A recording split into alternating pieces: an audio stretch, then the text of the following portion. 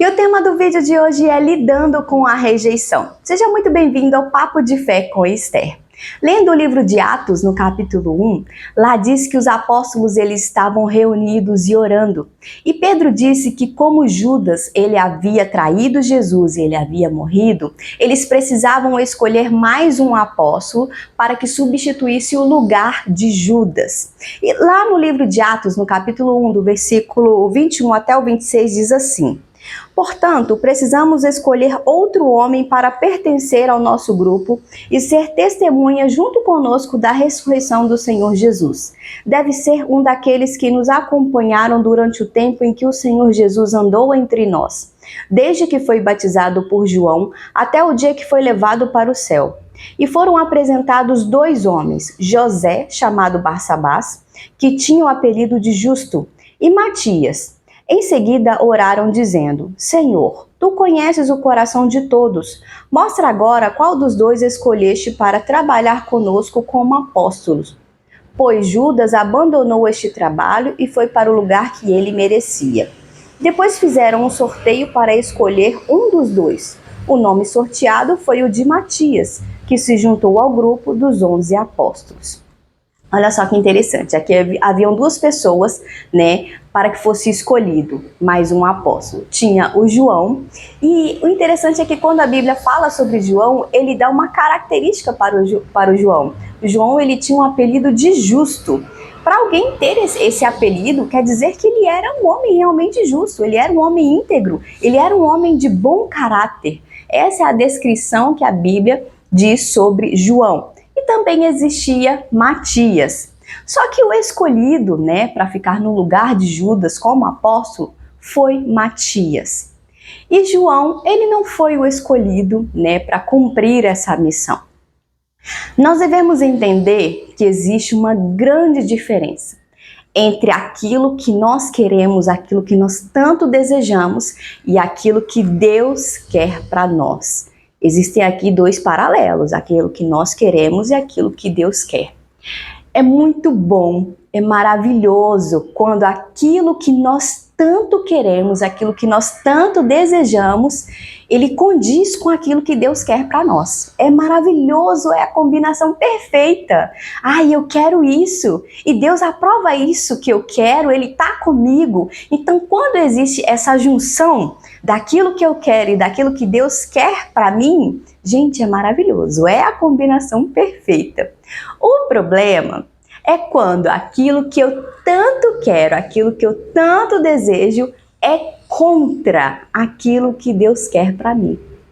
Eu quero muito isso, eu desejo muito isso, mas aquilo que eu quero não condiz com aquilo que Deus quer para mim. Isso é sim um grande problema. E quando os nossos planos eles são frustrados, sabe? Quando a gente não consegue aquilo que a gente tanto quer, aquilo que a gente tanto sonha, qual que é o sentimento, que ocorre dentro de nós? Nós ficamos tristes, frustrados, decepcionados, nós nos sentimos fracassados. Em algumas, dependendo da ocasião, a gente se sente rejeitado. São sentimentos muito ruins que acontecem dentro de nós. E esses sentimentos, eles são sentimentos humanos. Então, nós estamos sujeitos, sim, a ter esse tipo de sentimento. Mas por que Deus permite, esse sentimento? Por que Deus permite certos problemas na nossa vida, certas situações, certas decepções, certos fracassos? Por que Deus permite alguns sofrimentos acontecerem na nossa vida? Por que Deus permite que isso aconteça? Olha só que interessante que está escrito lá no livro de Hebreus, no capítulo 2, no versículo 10. Hebreus 2:10 diz assim: pois Deus, que cria e sustenta todas as coisas, fez o que era apropriado e tornou Jesus perfeito por meio do sofrimento. Deus fez isso a fim de que muitos, isso é, os seus filhos, tomassem parte na glória de Jesus, pois é Jesus quem nos guia para a salvação. Se Deus permitiu que o sofrimento chegasse até o filho dele amado, Jesus, para que o caráter de Jesus fosse moldado, para que ele fosse aperfeiçoado, por que você não acha que isso pode acontecer conosco também? Nós não crescemos, nós não amadurecemos sorrindo. Não é na alegria que a gente cresce. Não é na alegria que a gente amadurece. Não. O nosso caráter, ele é moldado, ele é forjado no sofrimento. O sofrimento, ele existe por um motivo. O sofrimento, os problemas, as situações difíceis acontecem para nos fazer crescer, para nos fazer amadurecer. Essa é a forma que Deus tem para fazer com que a gente cresça.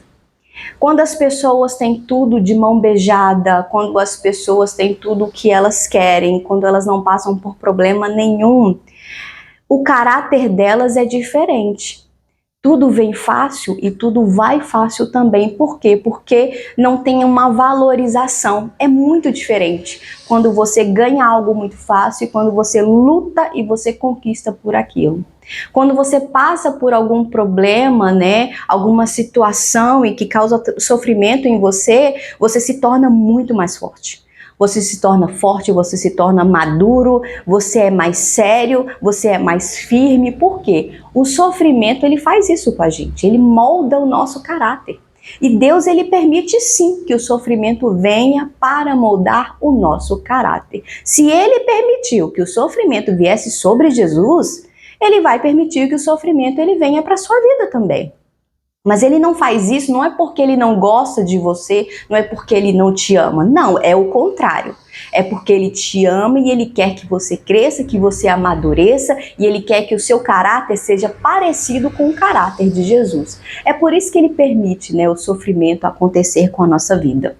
E mesmo sabendo, sobre isso, sobre a diferença daquilo que nós queremos, daquilo que Deus quer, entendendo sobre o porquê que Deus permite as coisas acontecerem na nossa vida, os sentimentos, eles estão lá. E como que eu vou lidar com esse sentimento? Esse sentimento de tristeza, esse sentimento de fracasso, de frustração, de rejeição. Como que eu vou lidar com esses sentimentos? Porque não tem como ignorar esses sentimentos. Eu sei que Deus permitiu, eu sei que Deus está permitindo esse sofrimento porque é para o meu bem. Mesmo assim, o sentimento, ele existe e o sentimento é humano. Esse sentimento, ele não é um sentimento errado, ele é um sentimento humano, ele faz parte de nós. Como lidar com esse sentimento? Lá no livro de Salmos, no capítulo 47, Salmos 47, 47:3, diz assim, olha, deixa eu só achar aqui o meu Salmos. Salmo 147, versículo 3. Diz assim: Ele cura os que têm o coração partido e trata os seus ferimentos. Se você está passando por uma situação difícil, se você está passando por um problema, por um período de grande sofrimento, ore. Ore e peça a Deus para curar o seu coração. Porque aqui no livro de Salmos, no capítulo 147, versículo 3, diz que ele trata dos seus ferimentos. Quem vai curar o seu coração da tristeza, dessa dor, dessa frustração, desse sentimento de fracasso, desse sentimento de rejeição, é Deus. Então pegue esse sentimento e coloque no altar de Deus e peça a Ele para que Ele possa curar o seu coração. O seu coração precisa ser curado. Deixe Jesus curar as suas feridas. E uma outra coisa também, além desses sentimentos, existe certas situações em que a gente precisa liberar também o perdão. Porque dependendo do caso, a gente fica muito ferido com alguma outra pessoa, principalmente se for um caso de frustração ou de rejeição. A gente pode criar um rancor, uma mágoa muito grande dentro da gente. E nós precisamos aprender a perdoar as pessoas. Se alguém te feriu, se alguém te decepcionou, libere perdão. Por que você deve liberar o perdão? Porque quando você guarda esse rancor, essa mágoa, esse sentimento dentro de você e você não perdoa, você faz muito mal para você mesmo. O maior prejudicado não é a pessoa que te fez mal. O maior prejudicado é você mesmo, porque quem fica preso nesse sentimento é você, não é a outra pessoa. Então, perdoe, libera perdão, libere o seu coração. Se você não consegue perdoar, ore. Fala, Senhor, essa pessoa me fez mal, me fez isso, isso e isso. Eu tô muito triste, eu tô muito frustrado, eu tô com raiva, eu tô com ódio. Coloque os seus sentimentos no altar de Deus e deixe Ele te curar. Mas faça o possível para liberar perdão, para que o seu coração ele seja livre. E lá no livro de Provérbios, no capítulo 16, no versículo Provérbio 16, do 1 até o 4, diz assim: as pessoas podem fazer seus planos, porém é o Senhor Deus quem dá a última palavra. Você pode pensar que tudo o que faz é certo, mas o Senhor julga as suas intenções.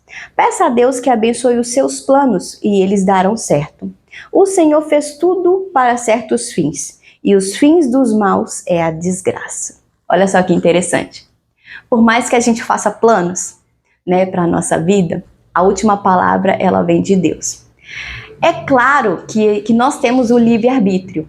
Nós podemos fazer sim aquilo que nós queremos, mas tem uma consequência. Quando a gente faz algo que Deus já falou que não é para fazer, quando Deus já falou que não estará com você, que Ele não vai te abençoar nisso, e mesmo assim você quer, porque é o desejo do seu coração. Ah, mas eu quero muito isso.